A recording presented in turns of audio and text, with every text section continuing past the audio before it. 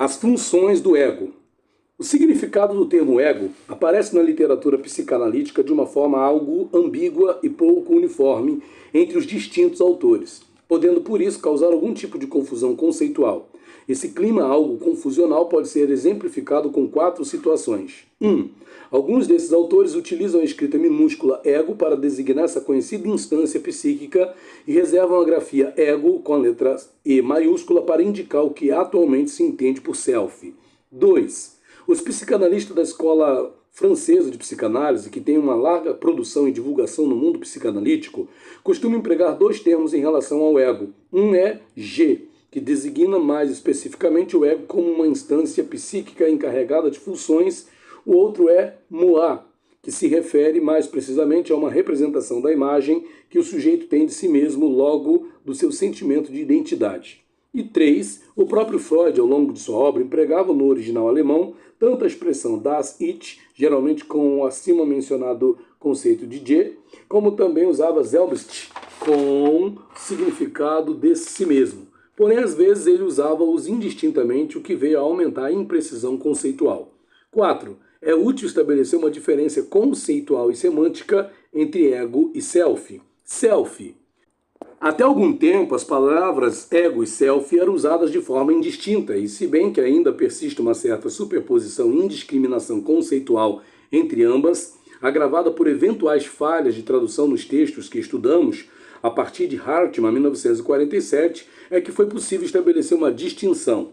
Com esse autor, renomado psicanalista, radicado nos Estados Unidos, onde foi o principal criador da escola da psicologia do ego, os termos ego e self ganharam clareza e passaram a designar fenômenos específicos do aparelho psíquico. Assim, para Hartmann, ego, como instância psíquica, seria apenas uma subestrutura da personalidade, enquanto self foi conceituado como a imagem de si mesmo.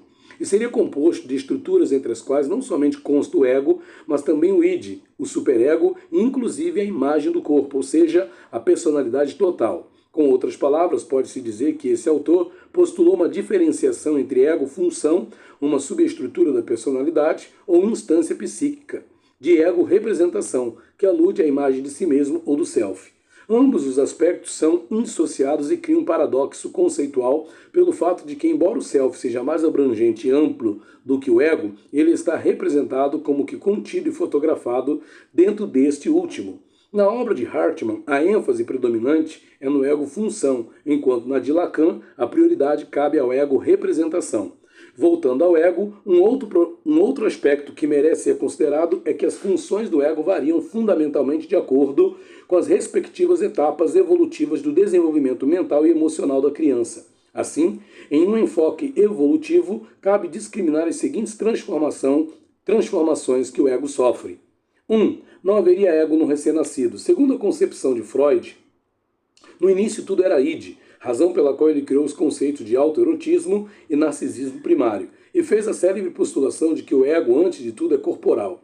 Como já foi referido, desde Melanie Klein até os principais autores atuais, essa concepção de Freud de que não existiria um ego no recém-nascido tem sido refutada e substituída pela postulação de que o ego é inato e já está agindo desde o nascimento. Na atualidade, esse primitivo estado de indiferenciação do bebê com o mundo exterior, mãe, tem recebido distintas denominações, como estado de ilusão e onipotência, de Winnicott, estado narcisista perene, de Corrut, self psicofisiológico primário, de Edith Jacobson, autismo normal, de Mahler.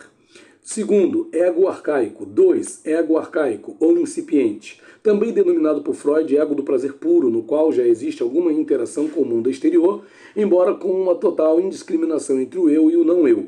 Esse ego incipiente ainda não tem o respaldo de condições neurobiológicas para estabelecer discriminações e por isso o bebê confunde as excitações com as gratificações, os estímulos de dentro com os de fora, a indiscriminação a respeito de qual parte do corpo originam-se os estímulos, assim como também há uma confusão entre as partes do corpo e a sua totalidade corporal.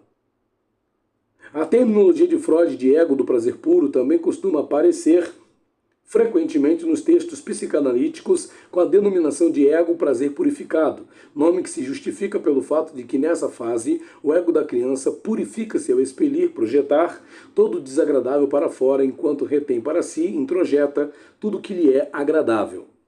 Ainda em relação ao ego do prazer puro, é útil lembrar que Freud também descreveu um estado mental do bebê com a denominação sentimento oceânico. Algumas outras vezes ele também chamava como um estado de nirvana ou sentimento de universalidade. Tal como este último está descrito no primeiro capítulo de O Mal-Estar na Civilização, de 1930. Aí Freud correlaciona esse sentimento com o restabelecimento do narcisismo primário, a fantasia originária, o mito de retorno ao ventre materno, como forma de abolir toda a separação. 3. Ego da realidade primitiva. Ego da realidade primitiva.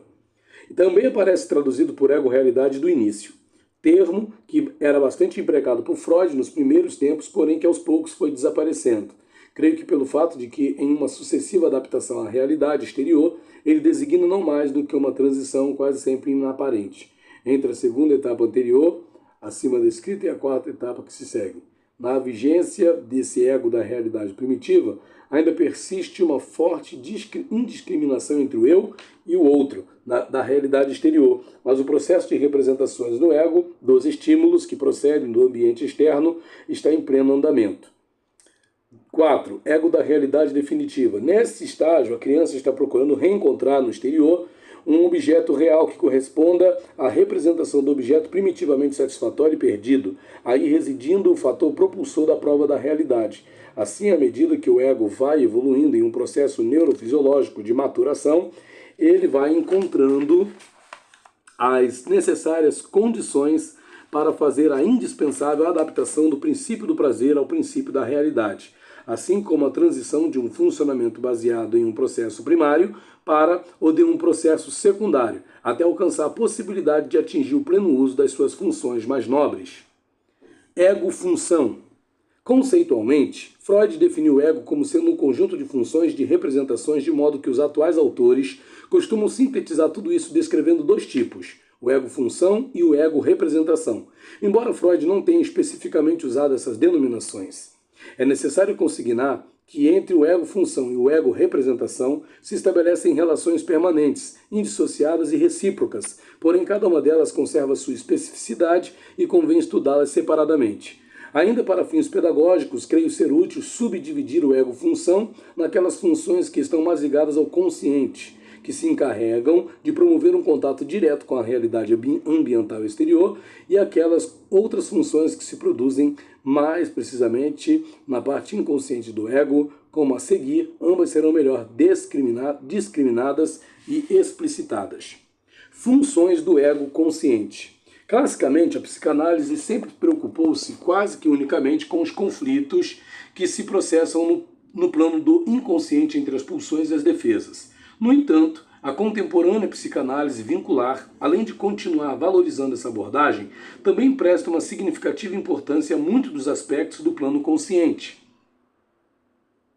Assim, mais do que o consagrado aforismo de que a essência da psicanálise consistiria em tornar consciente tudo o que estiver reprimido no inconsciente, autores como Bion preconizam que o mais importante na situação analítica é perceber como o consciente, o pré-consciente e o inconsciente comunicam-se entre si. Ou seja, para exemplificar a última afirmativa, de que adianta uma interpretação ser correta se inconscientemente ou mesmo conscientemente o paciente não a escuta, a desvitaliza e a torna ineficaz porque ele faz questão de não querer tomar conhecimento daquela verdade que lhe está sendo dita pelo analista. Da mesma forma, é importante que no processo analítico o paciente assuma conscientemente a sua parcela de responsabilidade volitiva pelos seus pensamentos e atos.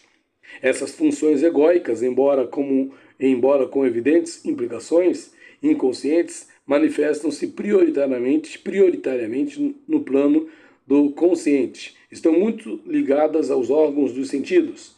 Contatam diretamente com a realidade externa com uma finalidade adaptativa e, portanto, estão a serviço do sistema perceptivo cognitivo. Entre outras, as seguintes funções com participação consciente do ego necessitam ser destacadas: percepção, pensamento, conhecimento, juízo crítico, inteligência, discriminação, memória, atenção, capacidade para antecipação e postergação, linguagem, comunicação, abstração, síntese, atividade motora, algumas das quais vão merecer a seguir uma exposição mais detida. Percepção. A normalidade e a patologia da função perceptiva do ego adquire uma extraordinária importância na prática analítica, especialmente porque ela se refere não só a como o indivíduo percebe o mundo exterior e a possível intenção dos outros, mas também abarca uma visualização de como o paciente percebe a si próprio, a sua imagem corporal, as suas representações e o seu sentimento de identidade. Não resta dúvida de que a patologia da percepção decorre de raízes inconscientes, notadamente aquelas que dizem respeito a inadequadas e excessivas identificações projetivas e introjetivas, responsáveis, por exemplo, pelos fenômenos alucinatórios. Porém, a participação consciente é igualmente importante, como é o caso do vértice, termo de Bion, a partir do qual o observador, no campo analítico esse papel tanto cabe ao paciente como ao analista, percebe e interpreta um determinado fato clínico. A conceituação de vértice psicanalítico de Bion pode ser ilustrada pelo fato de que, diante de um mesmo desenho em preto e branco, uma pessoa percebe um vaso, se ela ficar fixada na cor branca, enquanto uma outra vai perceber dois rostos humanos frente a frente, se o observador estiver concentrado no preto. O importante é que esses vértices recíprocos entre analista e analisando mantenham uma distância útil e adequada, que não sejam nem tão distantes a ponto de impedir a correlação entre os respectivos vértices, nem tão próximos entre si, impedindo uma diferenciação e discriminação com uma consequente estagnação no processo de novas aberturas de conhecimentos da realidade psíquica. A conceitualização de vértice permite uma melhor compreensão daquilo que pode ser considerado como o maior mal da humanidade, que é o problema dos mal-entendidos, da comunicação entre as pessoas, porquanto em tais casos cada sujeito adota um vértice particular de percepção e pretende que a mesma seja a verdade absoluta. Creio que o poeta Campo Amor pode explicar melhor nesse seu verso. Nem tudo é verdade, nem tudo é mentira. Tudo depende do cristal com que se mira. Pensamento. Na psicanálise atual, a capacidade do paciente poder pensar as suas experiências emocionais, as antigas e as novas, está ganhando um crescente espaço de importância pelo fato de que, quando do contrário, isto é, quando a pessoa não pensa, as ansiedades manifestam-se através de actings, somatizações, bem como pelas diversas formas de negação que determinarão os mais distintos quadros da psicopatologia. Dito assim, pode causar estranheza o realce que foi dado à necessidade de pensar, já que à primeira vista parece ser óbvio que todos pensamos o tempo todo. No entanto, essa função de o sujeito realmente pensar é bastante complexa e difícil. Vou construir uma frase para clarear esta última afirmativa. Muita gente pensa que pensa, mas não pensa, porque pensa com o pensamento do outro. Caso de pessoas submissas, falso selfie, etc. Ou contra o pensamento do outro, paranoia, rivalidade narcisista, ou contra si próprio, os auto-reproches dos melancólicos, numa circularidade estéril, obsessivos que cavilam e ruminam os pensamentos sem sair do mesmo lugar, ou unicamente em torno do seu próprio umbigo. Narcisistas que se creem donos das verdades, ou até mesmo como uma forma primitiva de unicamente evacuar para fora os protopensamentos compostos por sensações intoleráveis, em cujo caso o sujeito não consegue usar símbolos e substitui-os por equações simbólicas. Termo de Segal, 1954, que alude ao pensamento concreto do psicótico. A capacidade para realmente pensar de forma eficaz tem origem no plano inconsciente do ego, porquanto implica na condição de o sujeito passar pela posição depressiva, o único caminho que lhe possibilita a formação de símbolos, os quais, por sua vez, permitir-lhe-ão a generalização e a abstração de pensamentos. Além disso, o ato de pensar requer que o sujeito estabeleça confrontos e correlações entre uma ideia e outra, entre fatos presentes e passados, entre aspectos contraditórios de si próprio. Também implica a disposição do sujeito para ponderar, isto é, diante de uma decisão, pesar os prós, contras e o seu quinhão de responsabilidade. Igualmente, a capacidade para realmente pensar exige do sujeito a condição básica que Bion denomina como capacidade para aprender com as experiências, as boas e principalmente as más, e assim por diante. Todos esses últimos aspectos importam numa participação fundamental da volição do ego consciente. Juízo crítico. É útil estabelecer uma distinção entre pensamento, juízo e raciocínio. O juízo crítico supõe uma capacidade do ego em articular e discriminar os diversos pensamentos que estão separados entre si. A função de raciocínio, por sua vez, implica a articulação de vários juízos. Capacidade de síntese. Sintetizar não é o mesmo que resumir. Antes, era uma das funções mais nobres do ego, porquanto consiste em juntar e integrar os mesmos elementos que estão sendo pensados, porém com um novo arranjo combinatório, de modo a possibilitar um novo significado. Assim, a capacidade sintética do ego permite que o sujeito ao mesmo tempo simbolize significados opostos. Conhecimento. Entre os autores psicanalíticos que têm estudado com profundidade a normalidade e a patologia da função do conhecimento, é justo destacar Bion, que juntamente com os clássicos vínculos de amor e de ódio, também descreveu do conhecimento, que ele designou como K, letra inicial da palavra inglesa knowledge, sendo que neste último ele contribuiu com concepções originais acerca do não conhecimento, que ele designa como menos K. O ego processa-se esse automutilatório ataque ao vínculo do conhecimento quando o sujeito não pode ou não quer tomar conhecimento e ciência da existência de verdades penosas, tanto as externas quanto as internas, assim impedindo o desmascaramento, a percepção e correlação dessas verdades intoleráveis. Essa função egóica relativa ao conhecimento ganha uma especial relevância na atual prática analítica pelo fato de que ela está intimamente ligada aos problemas que dizem respeito às verdades, falsidades e mentiras, inconscientes ou conscientes, levando-se em conta o fato de que o conhecer ou saber é o caminho para o sujeito vir a ser. Linguagem e comunicação. Da boa ou má resolução das funções do pensamento e do conhecimento resultará a qualidade da estrutura linguística e comunicacional. Nos primeiros tempos da vida, o bebê comunica-se com o mundo através de uma linguagem corporal, choro, esperneios, caretas, vômitos, diarreia, etc. Se a mãe consegue decodificar as mensagens emitidas por essa linguagem primitiva, vai se formando um clima de entendimento recíproco, o qual propicia a formação de núcleos de confiança básica no self da criancinha, abrindo caminho para a formação de símbolos, logo da palavra e do discurso verbal. Em caso contrário, fica prejudicada a capacidade para a comunicação verbal, de modo que no futuro adulto o verbo possa restar a serviço de uma não comunicação por meio de ambiguidade, engodos, mentiras e a criação de um estado confusional. Tudo isso valoriza a importância de um analista estar atento para decodificar a linguagem não verbal do paciente em suas múltiplas formas de manifestar-se, conforme será detalhado em capítulo específico. Ação. A função de ação do ego corresponde ao plano comportamental, ou seja, da conduta do sujeito. A prolongada dependência que acompanha o ser humano desde o seu nascimento estabelece profundas conexões entre o descompasso inicial de suas sensações e fantasias com a sua capacidade motora, sobretudo a da marcha. Se não houver uma suficiente harmonia entre as funções de pensamento e de conhecimento com as da conduta, o sujeito reproduzirá as mesmas vivências de sua impotência infantil e descarregará as suas ansiedades não pelas atividades sublimadas, mas sim em actings e condutas sintoma. Constituem exemplos disso a conduta inibida em demasia, própria dos obsessivos, a sedutora, como nas personalidades histéricas, a psicopática e a perversa, entre outras, sendo que cada uma delas estará expressando uma configuração específica da personalidade, assim como também traduzindo uma forma arcaica de comunicação. Não são todos os estudiosos do comportamento humano que privilegiam seu entendimento como devendo partir sempre da estrutura psíquica do mundo interior do indivíduo. Há uma expressiva corrente, denominada cognitivo-comportamental, ou comportamentalista, ou behaviorista, que preconiza um caminho inverso, ou seja, o de que uma mudança psíquica deve processar-se a partir de estímulos, tanto os positivos como os inibitórios, através de um treinamento da conduta exterior. De qualquer forma, importa que o paciente desenvolva a capacidade consciente de, em grande parte, responsabilizar-se pelos seus atos. Funções da parte inconsciente do ego.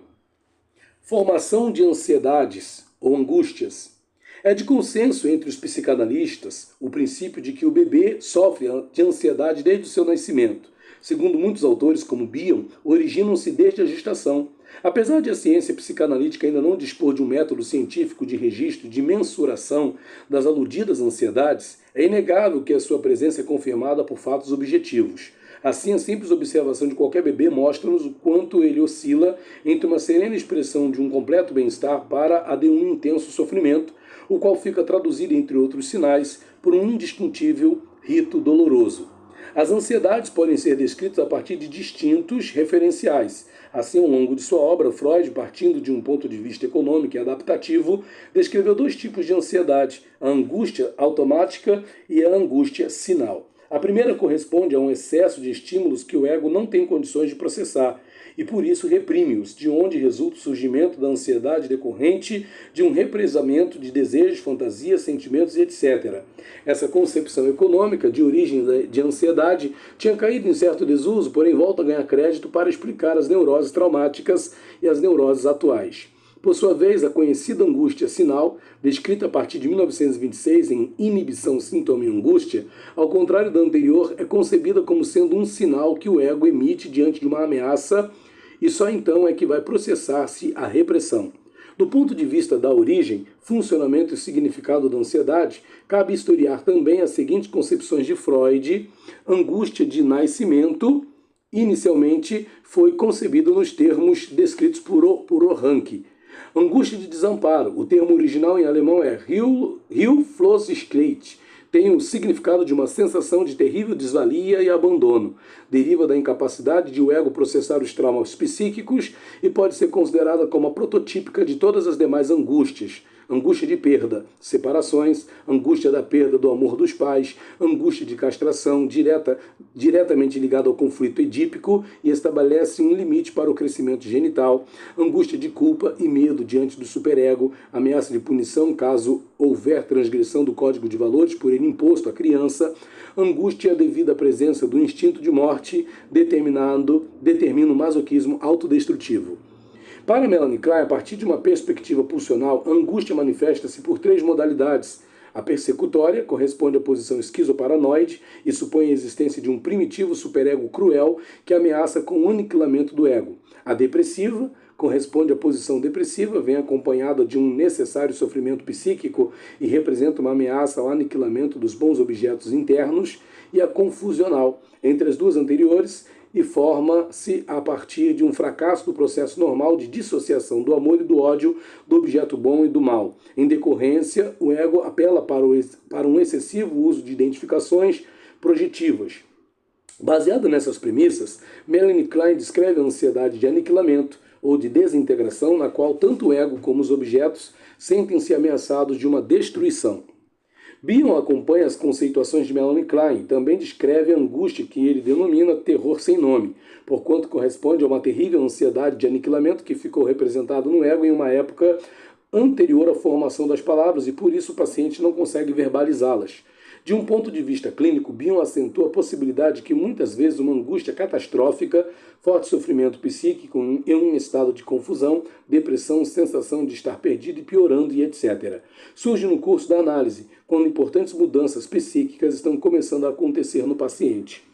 Winnicott, de modo similar a Bion, alude a uma forma de angústia ou agonia impensável, além da sua original concepção de uma regressão do sujeito a um estado de angústia de não integração, é diferente de desintegração e refere mais diretamente a uma fase evolutiva em que os diversos segmentos corporais e psicológicos não tinham condições neurobiológicas de estarem integrados. Essa angústia de não integração manifesta-se na clínica sob a forma de o paciente ter uma forte impressão de que possa estar caindo, sendo muito comum que ele sonhe com quedas e despencamentos.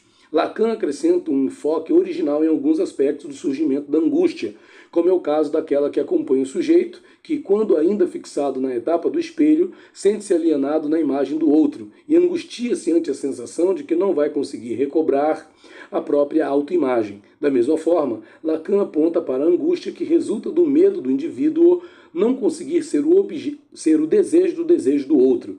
Mahler, uma importante representante da psicologia do ego, aprofundou um estudo referente ao que se costuma denominar ansiedade de engolfamento, que está intimamente ligada às subetapas evolutivas de simbiose, diferenciação, individuação e separação, portanto, a conhecida angústia de separação.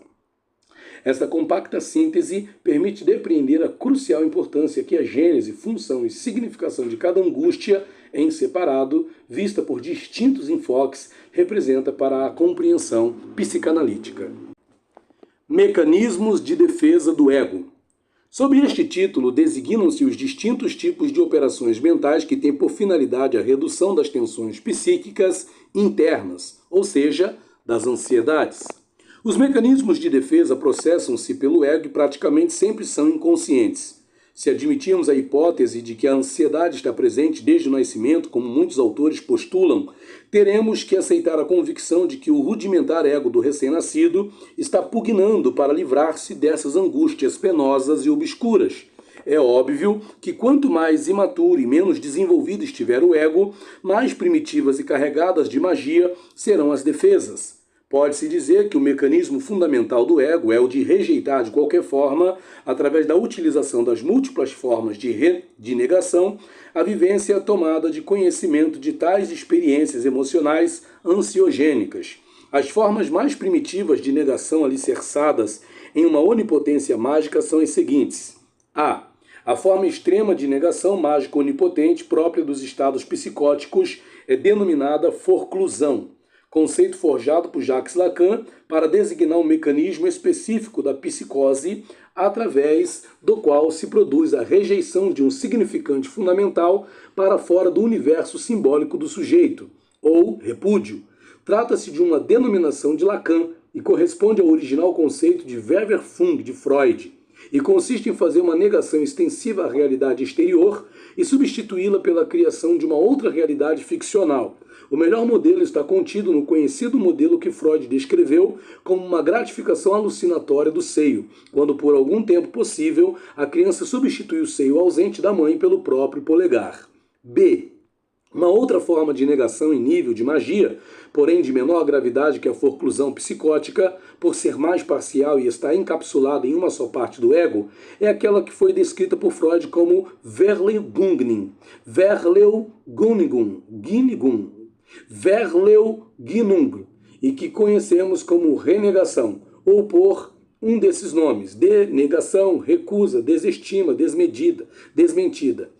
Essa defesa é típica das estruturas perversas e consiste em um mecanismo pelo qual o sujeito nega o conhecimento de uma verdade que bem no fundo ele sabe que existe. O melhor modelo para explicar isso é o que acontece no fetichismo, tal como Freud, em 1927, descreveu tal perversão.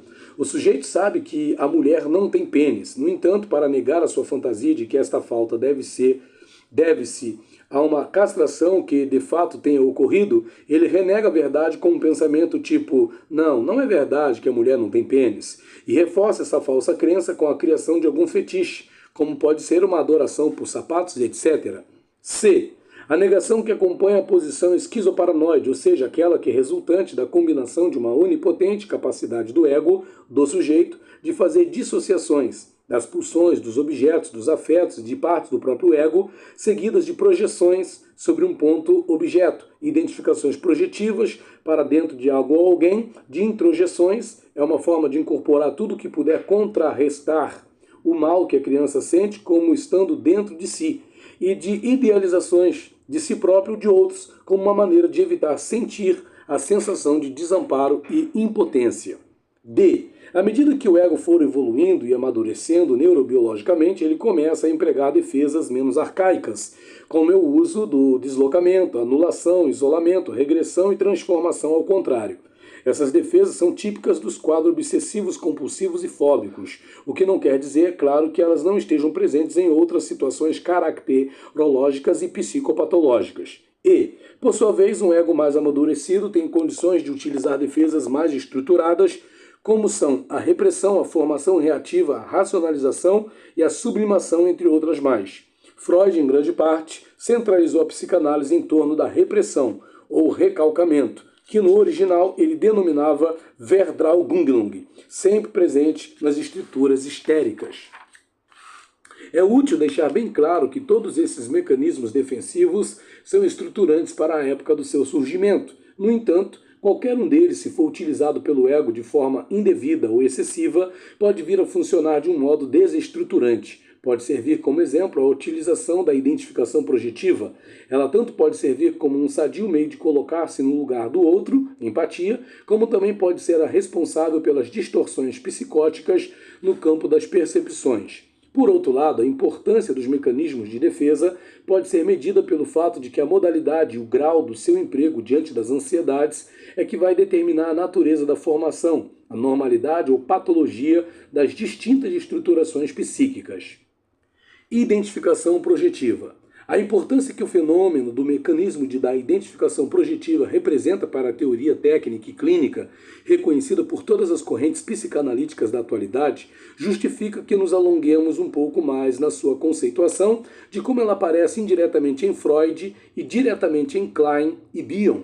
Freud. Todos reconhecemos que Freud descreveu aprofundadamente o mecanismo defensivo da projeção, como, por exemplo, no caso Schreber, ou nos seus trabalhos sobre as paranoias. Embora ele nunca tenha utilizado a expressão identificação projetiva, a essencialidade que caracteriza a concepção desse fundamental fenômeno psíquico aparece em alguns importantes textos de sua obra. Assim, já no projeto, escrito há mais de um século, Freud dá a entender que a criança incapacitada de, por si só, conseguir satisfazer suas necessidades estabelece uma comunicação inconsciente com a sua mãe, a qual, entendendo e atendendo, possibilita uma vivência de satisfação. Igualmente, em Psicologia das Massas e Análise do Ego, 1921, Freud descreve claramente a identificação projetiva que os integrantes das massas efetivam com os seus líderes, tal como acontece, ele exemplifica numa tropa do exército entre os soldados com o seu comandante.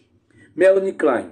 Em notas sobre alguns mecanismos esquizoides, 1946, Klein utilizou pela primeira vez a denominação de identificação projetiva, cuja conceituação ela foi ampliando progressivamente em pelo menos 3 dimensões psíquicas distintas. A. Como uma necessária e estruturante defesa primitiva do ego incipiente, através de uma expulsão que desde sempre o sujeito faz de seus aspectos intoleráveis dentro da mente de outra pessoa, a mãe, no caso do bebê. B. Como uma forma de penetrar dentro do interior do corpo da mãe com a fantasia de controlar e apossar-se dos tesouros que imaginariamente ela possui, fezes, pênis e principalmente os bebês imaginários. E C, no trabalho sobre a identificação, inspirada na novela Se Eu Fosse Você, de Julian Green, Melanie Klein ensaia as primeiras concepções das identificações projetivas a serviço de uma empatia. Notáveis autores kleinianos ampliaram a compreensão e utilização do fenômeno da identificação projetiva, como Rosenfield, descreveu os estados confusionais e de despersonalização dos psicóticos, resultantes de um excessivo intercâmbio de identificações projetivas e introjetivas. Paula Hyman e Hacker separadamente descreveram a possibilidade de os psicanalistas utilizarem os seus sentimentos contratransferenciais como um importante instrumento técnico. Greenberg, como os seus importantes estudos sobre a contra-identificação projetiva, Meltzer assinalou o fato de que o emprego da identificação projetiva pode constituir-se, para o paciente, como sendo o seu melhor recurso para proteger-se contra a angústia de separação. E Bion. Sem dúvidas, Bion foi o autor que mais consideravelmente ampliou a concepção original de Klein e acrescentou aspectos de inteira originalidade. As seguintes conceituações merecem um registro. A. Ele criou o modelo continente-conteúdo para virtualmente todos os fenômenos da vida psíquica, sendo que a transação entre ambos é processada através de identificações projetivas. B.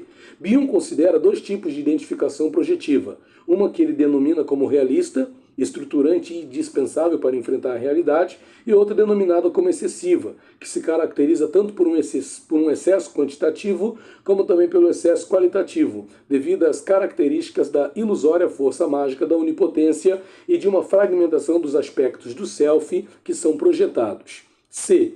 Introduziu a importantíssima noção de que a emissão do conteúdo de protopensamentos, elementos beta, objetiva encontrar um continente adequado que decodifique os significados emitidos e veiculados pela evacuação através da identificação projetiva. Através de identificações projetivas. D. Assim, essas últimas adquirem a função de uma comunicação primitiva, daquilo que o paciente, por demais regredido, não consegue verbalizar, porquanto trata-se de uma angústia inominada que Bion chama como terror sem nome. E, no caso em que essas projeções não encontrarem um continente adequado, elas podem alojar-se em objetos do espaço externo, constituindo o fenômeno que ele chama de objetos bizarros e configurando a formação de alucinoses. F. Embora Bion não empregue a denominação de empatia, fica transparente o quanto ele valoriza a função estruturante possibilitada pela utilização adequada das identificações projetivas que permitiam que um sujeito possa colocar-se no lugar de um outro e sentir o que este sente e não consegue transmitir. Formação de símbolos. Como já foi referido, essa importante capacidade egóica procede dos processos inconscientes que estão intimamente ligados à formação, evolução e utilização dos pensamentos, e também dos conhecimentos. A capacidade para simbolizar é exclusiva do ser humano, e é por meio dela que a criança terá acesso às outras capacidades, de conceituar, de generalizar, abstrair, verbalizar, construir metáforas e criar, sendo que a aquisição e a verbalização da palavra, que designa fatos e ideias, representa ser um dos mais nobres símbolos. A formação de símbolos pelo ego do sujeito está subordinada à sua capacidade de atingir a posição depressiva, isto é, de suportar ausências e perdas, tendo em vista que o símbolo é a unidade perdida e refeita.